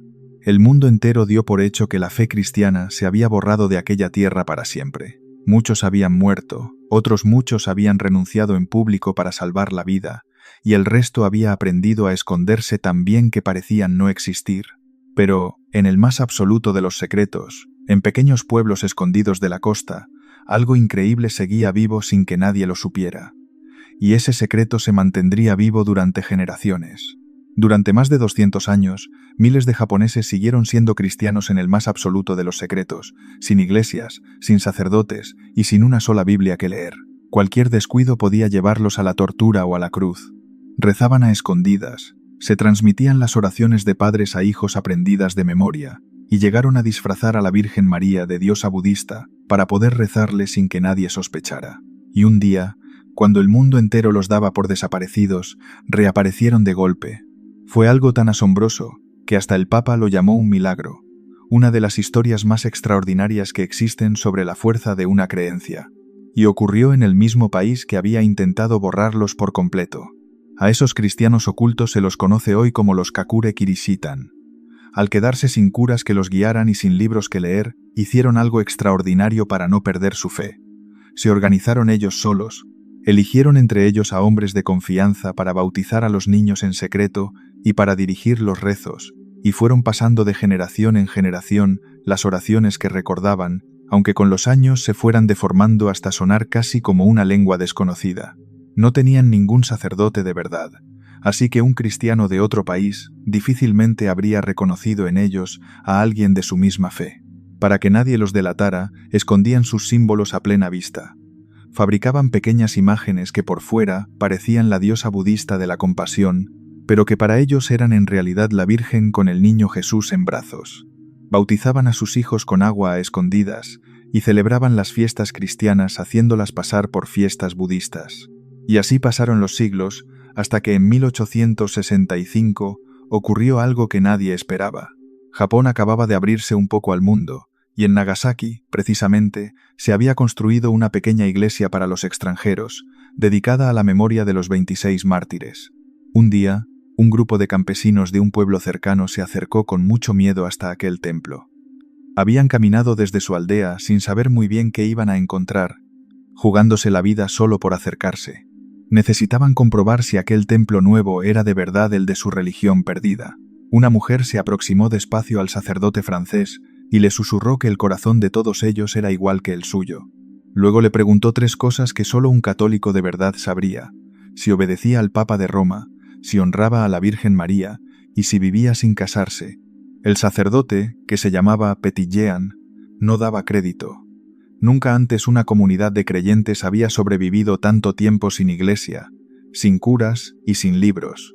Aquella gente sencilla había mantenido viva su religión, en secreto y sin un solo cura, durante 250 años. El sacerdote no daba crédito a lo que oía, y cuando la noticia llegó a Roma, fue recibida como un auténtico milagro. Aún así, su calvario no terminó de golpe. Al principio, las autoridades todavía castigaron a algunos de aquellos cristianos recién descubiertos, y hubo que esperar unos años más para que por fin se permitiera practicar la religión con libertad. Pero ya nada podía borrar lo evidente. Habían resistido lo imposible. Nadie sabe con exactitud cuántos cristianos murieron durante toda aquella persecución. Se habla a menudo de entre 30.000 y 40.000, aunque en esa cifra se incluyen también los miles que cayeron en la rebelión de Shimabara con las armas en la mano. Los que fueron ejecutados uno a uno solo por su fe fueron probablemente varios miles. Hoy, aquella colina de Nagasaki es un lugar de peregrinación, con un gran monumento dedicado a los 26 mártires, y las viejas placas que obligaban a pisar a Cristo se guardan en los museos como recuerdo de todo aquel horror. Cada mes de febrero, una flor recuerda a los que murieron en aquella colina. Pero, más allá de los números, lo que de verdad impresiona de esta historia es cómo empezó y cómo terminó. Y todo aquello había nacido de un puñado de personas que prefirieron morir antes que renunciar a lo que creían. Empezó con 26 personas clavadas en cruces frente al mar, entre ellas 3 niños que murieron cantando, y terminó, 2 siglos y medio después, con miles de descendientes de aquellos primeros creyentes saliendo de las sombras para demostrar que ni las lanzas, ni el fuego, ni el agua hirviendo habían logrado apagar del todo lo que aquellos mártires encendieron en la colina de Nagasaki. Los 5 olvidados. Los misioneros desaparecidos en la selva de Bolivia. 5 misioneros se internaron en la selva de Bolivia para llevar su religión a una de las tribus más temidas y violentas del continente, y desaparecieron sin dejar rastro. Sus cuerpos no se encontraron jamás. Y lo más increíble es que casi nadie llegó a enterarse. El mundo estaba tan ocupado con la Segunda Guerra Mundial que aquella tragedia pasó completamente desapercibida. Pero hay un detalle que la hace todavía más asombrosa. Esta historia ocurrió 13 años antes que otra casi idéntica, mucho más famosa, la de los 5 misioneros de Ecuador. Los de Bolivia fueron los primeros, pero como nadie los fotografió ni los contó, quedaron para siempre como los mártires olvidados. Nada de esto es una leyenda ni un cuento. Ocurrió de verdad. Todo empezó en 1942, cuando en Estados Unidos acababa de nacer una organización misionera llamada New Tribes Mission, cuyo objetivo era muy claro: llegar a los pueblos más aislados y desconocidos del planeta, aquellos a los que ninguna otra iglesia había alcanzado todavía, para enseñarles el cristianismo. La había fundado un predicador llamado Paul Fleming, y conviene no confundirlo con otro misionero de apellido parecido, Pete Fleming, que moriría años más tarde en Ecuador. Bolivia fue uno de sus primerísimos destinos, y allí pusieron el ojo en un pueblo indígena concreto, los Ayoré, también llamados Ayoreo. Vivían en el Gran Chaco, una enorme llanura de bosque seco y matorral espinoso, repartida entre Bolivia, Paraguay y Argentina. Un territorio durísimo y casi impenetrable, donde el calor y la sed lo dominaban todo. Los Ayoré tenían una fama aterradora. Eran cazadores guerreros, seminómadas, y defendían su territorio con una violencia extrema. Mataban sin dudar a cualquier extraño que se adentrara en sus tierras. Habían atacado a colonos, a trabajadores del ferrocarril y a cuadrillas de las petroleras que se acercaban demasiado. Se organizaban en clanes y se movían sin parar por el bosque buscando agua y caza, y para los pocos que los habían visto de lejos, eran casi un fantasma. Surgían de la nada, atacaban y volvían a desaparecer entre la maleza. En su propio idioma, se llamaban a sí mismos la gente verdadera, las personas de verdad, y a todos los de fuera los metían en una sola palabra, cojiñone, que significaba algo así como los extraños, Los que no son del todo humanos, seres peligrosos e imprevisibles a los que había que temer. Para un Ayoré, un forastero desconocido que aparecía en su territorio no era un vecino. Era una amenaza que había que eliminar antes de que hiciera daño. Aun sabiendo todo esto, los misioneros decidieron intentarlo. Al frente del grupo iba Cecil Day, uno de los fundadores de la organización, un hombre que había dejado atrás una vida cómoda en el mundo de los negocios para dedicarse por completo a su fe. Con él iba su hermano menor, Bob Day, recién casado, y 3 compañeros más, Dave Bacon, George Hosbach y Eldon Hunter. Casi todos eran jóvenes, varios acababan de casarse y todos estaban dispuestos a jugarse la vida. La estrategia de Cecil era arriesgada pero pensada. Acercarse a los Ayoré completamente en son de paz, dejándoles regalos y, sobre todo, sin usar jamás las armas contra ellos. Llevaban rifles, sí, pero solo para cazar o espantar a los jaguares, nunca para defenderse de los indígenas. Querían demostrarles, con hechos, que no eran ningún peligro. Cecil había convencido a los demás de que aquel gesto de paz absoluta, el de mostrarse indefensos, era la única manera de romper siglos de desconfianza. La gente de la zona los había avisado con una frase que sonaba a sentencia: «No volverás con vida». Nadie que se hubiera adentrado en territorio ayoré había regresado para contarlo, pero los 5 estaban convencidos de que valía la pena correr el riesgo. Cecil lo había dejado escrito con sus propias palabras. Decían que iban porque el nombre de Jesús aún no se conocía en aquellas tierras y debía darse a conocer costara lo que costara. Con esa idea metida en la cabeza, en 1943, después de meses preparándose en una base cercana, el grupo se puso en marcha hacia el corazón de la selva, dispuesto a lograr lo que nadie había conseguido antes: contactar de forma pacífica con la temida gente verdadera. Sabían que podían no regresar, y aún así, se despidieron de sus familias y se adentraron en lo desconocido. Antes de internarse del todo, Cecil dejó una instrucción muy concreta a los que se quedaban atrás. Si en un mes no tenían noticias suyas, que fueran a buscarlos. Nadie podía imaginar entonces que aquellas palabras acabarían siendo casi una despedida, ni que el silencio que vino después iba a prolongarse durante años y años. Durante semanas, 5 familias esperaron una señal que nunca llegó. Los hombres se habían internado en la selva y sencillamente se los había tragado el silencio. Cuando por fin salieron partidas a buscarlos, encontraron algunas de sus pertenencias esparcidas por el terreno, pero ni rastro de los cuerpos. Ni entonces ni durante muchísimo tiempo después se supo qué les había pasado exactamente. Habían desaparecido como si la selva se los hubiera comido enteros. El grupo había partido desde una pequeña base en el borde del territorio ayoré. Al principio eran 7 hombres, los 5 protagonistas y otros 2 compañeros que iban con ellos para ayudarlos a cargar las provisiones. El Chaco era un lugar sin apenas agua, con un calor asfixiante y espinos por todas partes. Avanzar por allí resultaba agotador incluso para gente experimentada. Avanzaron durante días por aquel bosque espeso y reseco, siguiendo rastros y señales que indicaban que los ayoré andaban cerca. Llegó un momento, junto a un pequeño arroyo, en que decidieron dividirse. Los 2 acompañantes darían media vuelta para regresar a la base con los animales de carga y el equipaje que sobraba, mientras que los 5 continuarían solos, a pie y con lo justo, hacia el poblado indígena. Fue ahí donde Cecil repitió su instrucción. Si en un mes no sabían nada de ellos, que organizaran la búsqueda. Los 5 siguieron adelante, y según se pudo reconstruir mucho tiempo después, llegaron a encontrarse cara a cara con los ayoré. El primer contacto no fue violento de inmediato.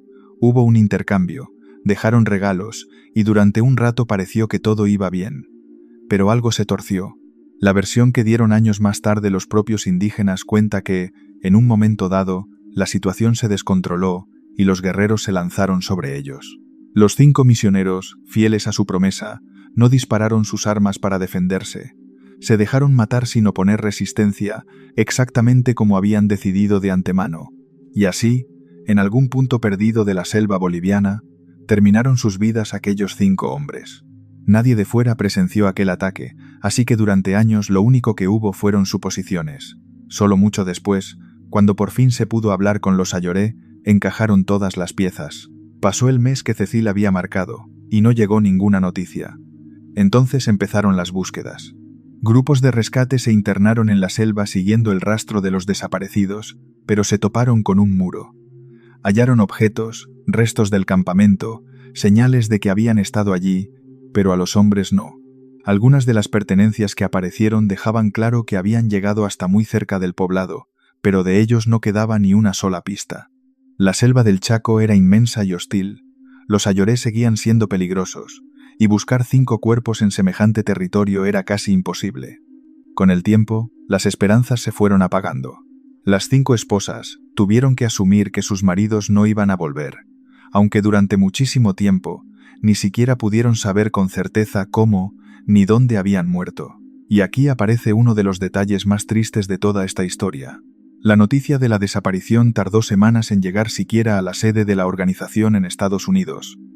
No se enteraron hasta el 12 de enero de 1944, cuando los hombres ya llevaban muertos bastante tiempo. Por eso muchas veces esta historia aparece fechada en 1944, cuando en realidad ocurrió a finales de 1943. Pero es que, además, el mundo entero estaba a otra cosa. Corría la Segunda Guerra Mundial, los periódicos hablaban de batallas, bombardeos y frentes de combate, y la muerte de 5 misioneros en un rincón perdido de Bolivia no le importó prácticamente a nadie. Mientras el planeta lloraba a millones de muertos en los campos de batalla, 5 muertes en la selva no cabían en ningún periódico. No hubo grandes titulares, ni reportajes, ni fotografías. La tragedia se quedó dentro de un pequeño círculo, y fuera de él, cayó en el olvido más absoluto. Lo que muchos habrían hecho en su lugar era recoger a las viudas y volver a casa para siempre, pero no fue eso lo que pasó. En vez de rendirse y marcharse, la organización y las propias esposas decidieron quedarse en Bolivia, cerca de aquel mismo pueblo que acababa de matar a sus hombres. Estaban dispuestas a esperar el tiempo que hiciera falta. Su fe era tan fuerte que ni siquiera la muerte de sus maridos las hizo dudar. Y esa decisión, años más tarde, le daría a esta historia un giro que nadie habría imaginado. 4 años después de la matanza, la tribu que había asesinado a los 5 misioneros salió por fin de la selva con las manos vacías, en son de paz. Y entonces, poco a poco, empezó a contar su propia versión de lo ocurrido. Pero lo más asombroso de todo es lo que hicieron las viudas. Una de ellas terminó viviendo entre aquella misma gente, aprendiendo su idioma y traduciendo la Biblia a la lengua del pueblo que le había arrebatado a su marido. El momento clave llegó en 1947. Un grupo de Ayoré, cansados quizá de huir y de vivir en guerra permanente, salió del bosque y depuso las armas ante los misioneros que habían seguido esperando en la zona. Aquel primer contacto pacífico, que tantos años y tantas vidas había costado, abrió por fin una puerta. Aquella salida de la selva no fue casualidad. Años de paciencia, de regalos dejados en los senderos y de no responder nunca a la violencia con violencia, habían ido ablandando poco a poco la desconfianza de la tribu. Con el tiempo, a medida que crecía la confianza entre unos y otros, los propios indígenas fueron contando lo que había pasado con los 5 hombres desaparecidos. Y así, alrededor de 1950, las viudas pudieron por fin conocer la suerte de sus maridos, casi 7 años después de haberlos perdido. Imaginad lo que tuvo que ser para aquellas mujeres vivir todo ese tiempo sin saber siquiera cómo ni cuánto habían sufrido sus esposos. Sobre por qué los mataron hay 2 explicaciones, y conviene contar las 2. La versión que transmitió la propia organización dice que el contacto empezó bien, pero que uno de los guerreros se enfadó porque quería un regalo más grande, y que de aquella discusión surgió el ataque. Según ese relato, cuando el jefe de la tribu, que estaba ausente, regresó y comprendió que aquellos hombres no llevaban armas y venían en paz, reprendió a los suyos por lo que habían hecho. La otra explicación, la de los expertos que estudian a este pueblo, es más profunda. Para los Ayoré, aquellos desconocidos eran cognone, seres de fuera peligrosos, y matarlos no era ningún crimen, sino una forma de defenderse de una amenaza. En el fondo, no mataron a unos misioneros, mataron a lo que su propia cultura les decía que debían temer. Es importante no quedarse solo con la versión más cómoda. La idea de que los tomaron por demonios, que a veces se cuenta, es en realidad una manera de explicar esa forma de ver al extraño como algo ajeno y peligroso, más que una palabra exacta que ellos usaran. Lo que ocurrió después es lo que convierte esta historia en algo extraordinario. Las viudas no solo perdonaron a los asesinos de sus maridos, sino que se quedaron a vivir y a trabajar con ellos. Una de ellas, Jean, que se había casado con Bob Day poco antes de la tragedia, se convirtió en una pieza clave. Aprendió la difícil lengua ayoré y dedicó años enteros a traducir la Biblia a ese idioma, precisamente para el pueblo que había matado a su esposo. Otra de las viudas llegó a recibir, mucho tiempo después, las disculpas de los familiares de los asesinos, y respondió con perdón. Aquellas mujeres transformaron el dolor en una especie de misión personal y decidieron que la muerte de sus maridos no iba a ser el final de nada.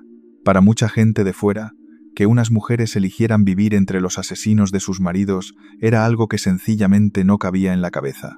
Fue también Jean quien puso por escrito toda esta historia en un libro cuyo título lo dice casi todo. Lo llamó, más o menos, Dios plantó 5 semillas. La idea era que la muerte de aquellos 5 hombres no había sido en vano, sino que había sido como enterrar 5 semillas que, con el tiempo, acabaron germinando. El mismo pueblo que los mató terminó, en buena parte, adoptando su religión. Costaba creer que de una tragedia tan brutal pudiera acabar saliendo algo parecido a la paz. Para el mundo misionero, aquello fue la prueba de que su sacrificio había tenido sentido. Y gracias a ese libro y al testimonio de las viudas, la historia de los 5 de Bolivia no se perdió del todo, aunque nunca llegó a ser tan conocida como merecía. Con el tiempo, Jean rehizo su vida, pero jamás se desligó del todo de aquel pueblo ni de la memoria de los 5. Y es aquí donde surge la gran pregunta. Si esta historia es tan potente como la de Ecuador, y encima ocurrió antes, ¿por qué casi nadie la conoce? La respuesta tiene que ver con una revista, unas cuantas fotografías, y el enorme poder que tienen las imágenes para grabar algo en la memoria del mundo. Porque la historia de Ecuador es así, la conoce hoy medio mundo. 13 años después de lo de Bolivia, 5 misioneros murieron en la selva de Ecuador exactamente de la misma manera, intentando contactar con una tribu temida, lanceados sin haber disparado un solo tiro. Pero esta vez sí hubo cámaras. Una famosa revista publicó las fotografías. La historia dio la vuelta al mundo, y aquellos 5 hombres se convirtieron en los mártires misioneros más conocidos de la historia. La diferencia entre ser recordado para siempre o caer en el olvido fue, básicamente, esa, que hubiera alguien allí para contarlo. Los 2 casos son tan parecidos que, puestos uno al lado del otro, parecen la misma historia contada 2 veces. Cambian el país y la tribu, pero el corazón del relato es idéntico. Las 2 historias son un calco increíble la una de la otra. En las 2, 5 misioneros jóvenes intentan un primer contacto pacífico con una tribu aislada y violenta. En las 2, deciden no usar las armas para defenderse. En las 2 mueren a manos de los indígenas, y en las 2, sus viudas terminan perdonando y conviviendo con los asesinos. La gran diferencia es que la de Ecuador ocurrió en 1956, cuando una potente revista mandó a un fotógrafo y publicó un enorme reportaje que emocionó a millones de personas. La de Bolivia, en cambio, había ocurrido en plena guerra mundial, sin nadie que la fotografiara, y por eso se hundió en el olvido mientras la otra se hacía legendaria. De hecho, fue precisamente cuando estalló el caso de Ecuador, cuando mucha gente, dentro del mundo misionero, recordó de golpe que algo casi idéntico había ocurrido ya una década antes. En Ecuador, además, una de las viudas escribió un libro que fue un enorme éxito, y hasta se hicieron películas sobre aquello.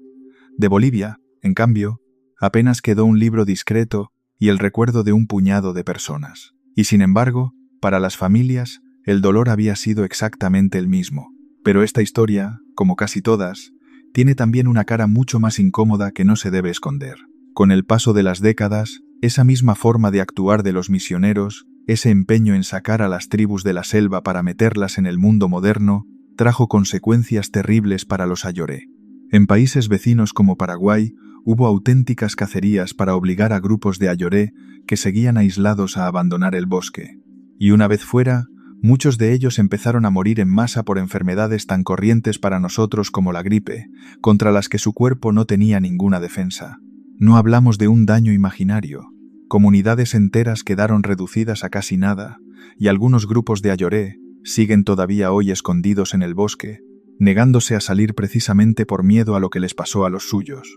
Perdieron su tierra, perdieron su forma de vida y, demasiadas veces, perdieron también la vida misma. Por eso, esta historia se puede mirar de 2 maneras muy distintas. Para el mundo religioso, los 5 de Bolivia son héroes que entregaron su vida por amor a un pueblo que ni siquiera los conocía. Para sus críticos, fueron el primer paso de una intromisión que, con los años, hizo mucho daño a los indígenas. Los arrancó de un mundo que funcionaba a su manera para meterlos en otro que los enfermó y los empobreció. Y, como pasa muchas veces, lo más probable es que las dos cosas tengan algo de razón. Se puede admirar el valor y la entrega de aquellos hombres y al mismo tiempo reconocer que el contacto con el exterior fue una auténtica catástrofe para la gente verdadera. Es la misma tensión que aparece en casi todas estas historias de misioneros. Buenas intenciones por un lado y consecuencias devastadoras por otro. Lo que está fuera de toda duda es la fuerza de lo que ocurrió en aquella selva. 5 hombres jóvenes que se dejaron matar sin levantar un arma. Unas viudas que aprendieron el idioma de los asesinos de sus maridos para poder hablarles de su Dios, y un pueblo entero que salió de la selva cargando con el peso de lo que había hecho. Los 5 de Bolivia nunca tuvieron su reportaje ni su portada de revista, y quizá por eso sigan siendo, todavía hoy, los mártires olvidados. Pero su historia, que fue la primera de todas, no fue ni un poco menos valiente ni menos increíble que aquella otra que sí acabó dando la vuelta al mundo entero. Su historia demuestra que, a veces, lo que decide si algo se recuerda o se olvida no es su importancia, sino la simple suerte de que alguien estuviera allí con una cámara. Ojalá este vídeo sirva, al menos, para que dejen de estar tan olvidados. Daniel Everett, el misionero al que una tribu del Amazonas convirtió al ateísmo. Un misionero fue enviado a la selva del Amazonas para convertir a una pequeña tribu y traducirle la Biblia, y acabó ocurriendo justo lo contrario de lo que todos esperaban. Fue él quien perdió su fe. Después de años conviviendo con aquel pueblo, aquel hombre que había ido a hablarles de Dios dejó de creer en Dios por completo y se declaró ateo. La tribu no se convirtió a su religión, fue su religión la que se derrumbó, y por el camino perdió también a su mujer y a buena parte de su familia. Esta es la increíble historia de Daniel Everett y de los Pirahã, quizá el pueblo más difícil de entender de todo el planeta. Y lo más increíble es que no es ninguna leyenda. Es un caso real, estudiado y discutido por científicos de todo el mundo. Daniel Everett no era un aventurero cualquiera. De joven había sido músico, con una vida bastante alejada de la religión, hasta que a los 17 años se convirtió al cristianismo y se casó con la hija de unos misioneros. De hecho, su propia mujer, Keren, se había criado en parte en Brasil, entre otro pueblo indígena, y también tenía una fuerte vocación misionera. A partir de ahí, su vida y su fe fueron siempre de la mano. Se formó en una organización religiosa dedicada a algo muy concreto: enviar misioneros a aprender lenguas indígenas que nunca se habían escrito, para poder traducir la Biblia a esos idiomas y llevar el cristianismo a pueblos que jamás lo habían oído.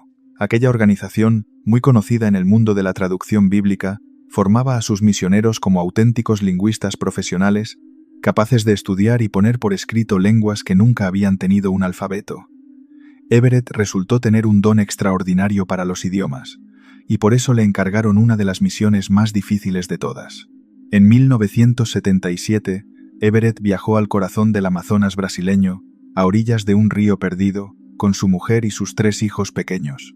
Su destino era un pueblo llamado Los Pirahã, un grupo de apenas unos cientos de personas que vivía prácticamente como en la prehistoria, cazando, pescando y recolectando. La familia pasó primero casi un año aprendiendo portugués y luego se trasladó a la aldea, en un lugar tan remoto que solo se llegaba tras un largo viaje en barco por el río, sin electricidad, sin médicos y sin ninguna forma rápida de pedir ayuda si algo salía mal. Su idioma tenía fama de ser uno de los más difíciles del mundo. Otros misioneros habían pasado casi 20 años intentando dominarlo sin conseguir traducir ni una sola página de la Biblia, ni convertir a una sola persona. Los Pirahã eran, para la misión, un hueso durísimo de roer. Pero Everett estaba completamente decidido a lograrlo donde todos los demás habían fracasado. Se instaló con su familia en una cabaña junto al río y se entregó por completo. Aprendió el idioma como nadie lo había hecho antes, hasta hablarlo con una soltura que ningún occidental había alcanzado jamás. Vivió durante años entre los Pirahã, compartiendo su día a día, sus comidas, sus peligros y sus costumbres. Y cuanto más los conocía, más se daba cuenta de que aquella gente no se parecía a nada que él hubiera visto o imaginado. Sus propios hijos crecieron en parte allí, jugando con los niños de la tribu, y la familia entera pasó por momentos durísimos, incluida una ocasión en que estuvieron a punto de morir por una enfermedad. No era solo que hablaran distinto, es que veían el mundo de una manera completamente diferente a la nuestra, tan diferente que ponía en duda cosas que nosotros damos por seguras sobre la mente humana.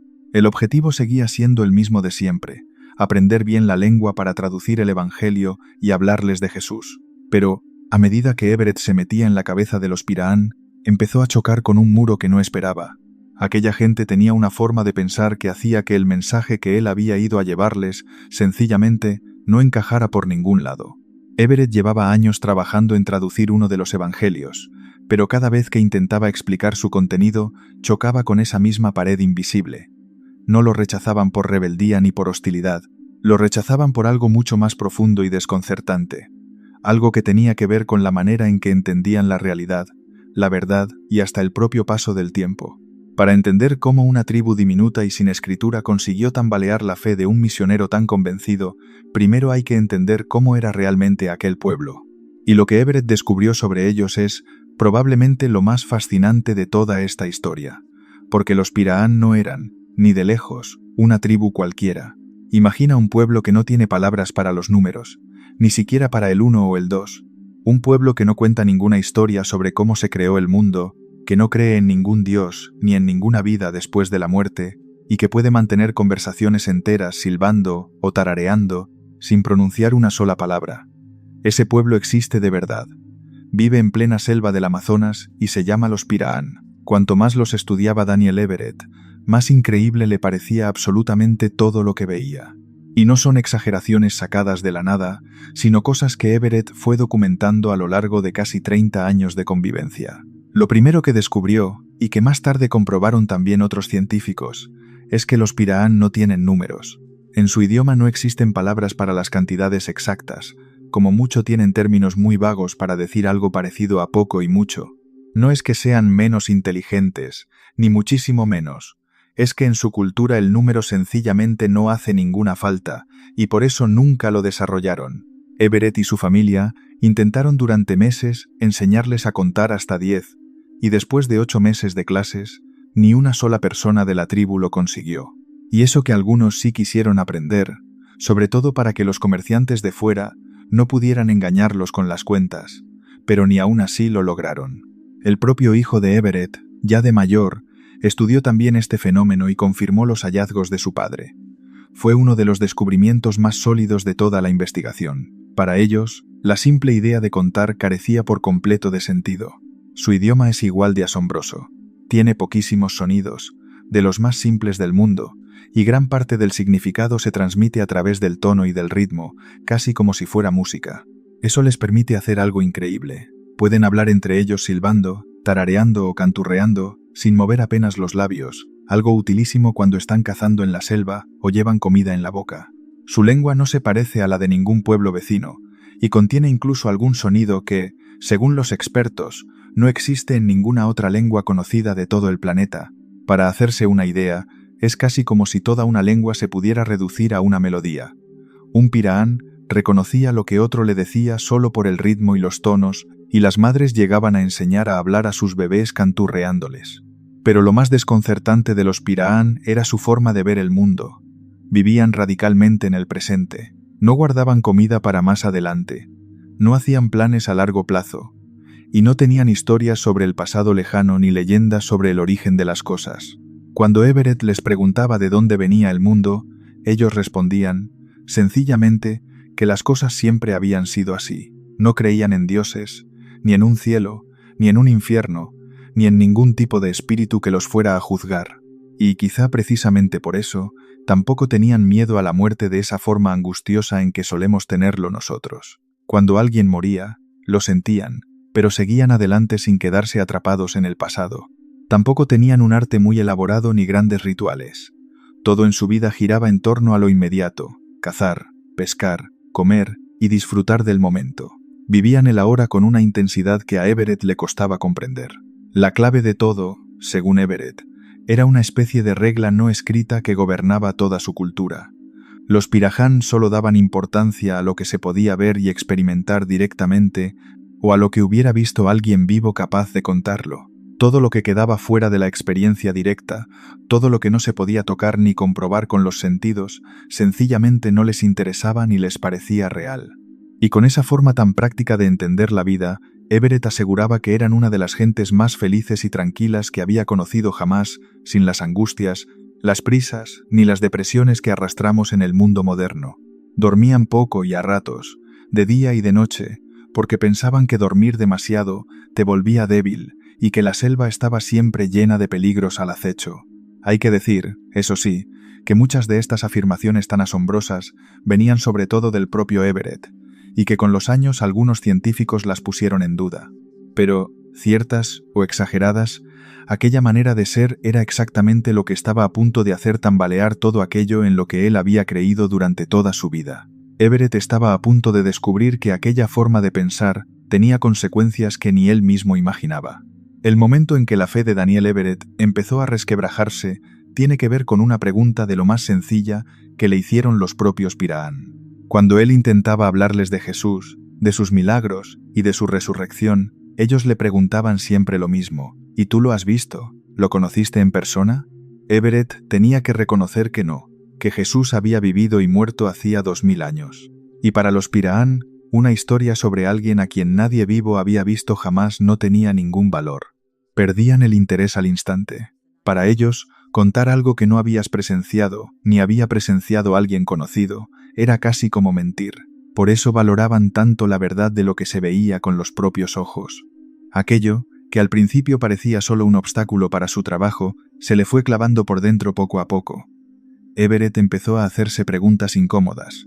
Si aquella gente vivía plenamente feliz, sin culpa, sin miedo a la muerte y sin necesidad de ningún dios, ¿de qué se suponía exactamente que iba a salvarlos él? ¿Y qué les estaba ofreciendo en realidad a cambio?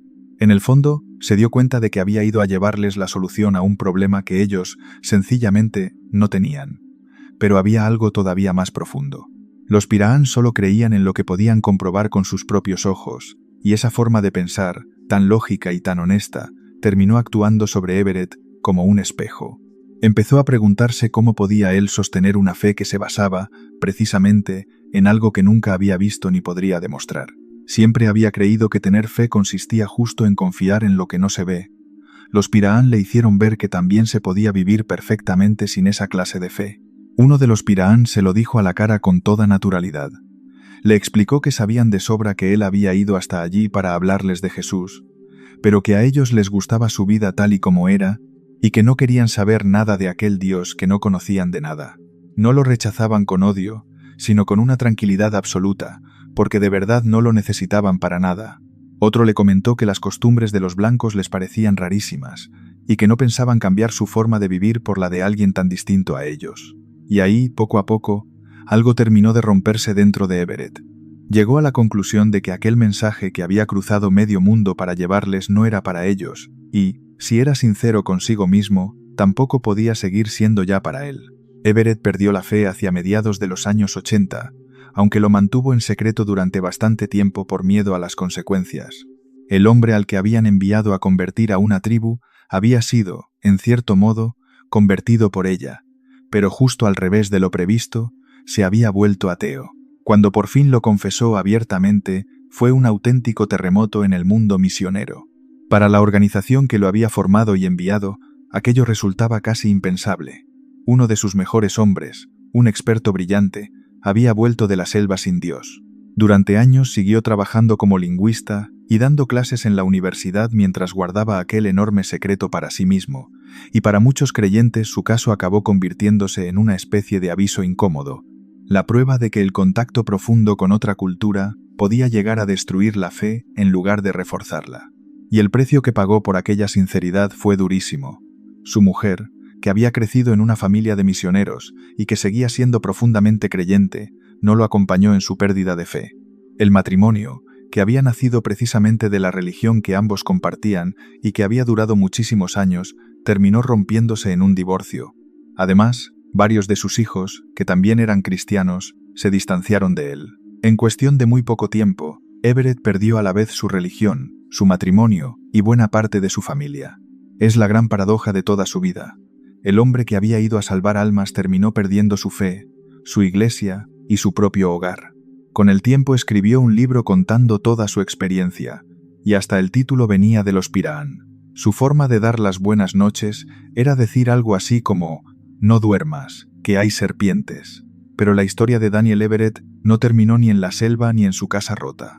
Lo que había descubierto sobre la lengua de los Pirahán estaba a punto de lanzarlo, sin que él lo buscara, a una guerra intelectual contra el lingüista más poderoso e influyente de todo el mundo. Y esa guerra iba a hacerlo, si cabe, aún más famoso que su propia pérdida de fe. Un exmisionero que había vivido con una tribu de apenas 300 personas se atrevió a poner en duda las ideas del lingüista más famoso del planeta, Noam Chomsky. Y Chomsky, harto de la polémica, llegó a llamarlo charlatán. Lo que había empezado como el estudio de una lengua amazónica perdida se convirtió en una de las mayores broncas científicas de las últimas décadas, una batalla que ponía sobre la mesa nada menos que cómo funciona el lenguaje humano. Nadie esperaba que semejante desafío llegara desde un rincón tan perdido de la selva. Durante décadas, Chomsky había defendido que todos los seres humanos nacemos con una especie de programa para el lenguaje ya metido en el cerebro, algo común a todas las lenguas del mundo. Chomsky es probablemente el lingüista más influyente que ha existido, y sus teorías se enseñan en las universidades de todo el planeta desde hace más de medio siglo. Una de las piezas clave de esa idea era una propiedad que, según él, tenían absolutamente todos los idiomas humanos: la capacidad de meter unas frases dentro de otras, sin ningún límite. Pues bien, Everett afirmó que el Pirahán no funcionaba así, que carecía de esa propiedad, y que la razón no era biológica, sino cultural. Su forma de vivir centrada solo en el presente moldeaba también su manera de hablar. Si tenía razón, una de las bases de la teoría más aceptada sobre el lenguaje se venía abajo. Para Everett, si una sola lengua del mundo no encajaba en la teoría, entonces la teoría entera tenía un problema muy serio. La reacción del mundo académico fue brutal. Los seguidores de Chomsky respondieron con mucha dureza y sacaron un argumento demoledor. Usaron los propios trabajos que Everett había escrito años atrás para acusarlo de contradecirse, de estar diciendo ahora justo lo contrario de lo que él mismo había defendido al principio. Uno de sus críticos lo resumió con una frase muy dura. Dijo que Everett había acertado la primera vez y que la segunda ya no tenía razones para lo que afirmaba. Everett se defendió explicando que, después de tantos años viviendo con los Pirahán, simplemente entendía su lengua mucho mejor que antes.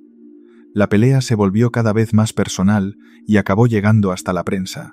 Años más tarde, un equipo de científicos llegó incluso a viajar a la selva para intentar comprobarlo con datos, pero regresaron sin una respuesta definitiva. El asunto, todavía hoy, sigue sin estar del todo resuelto.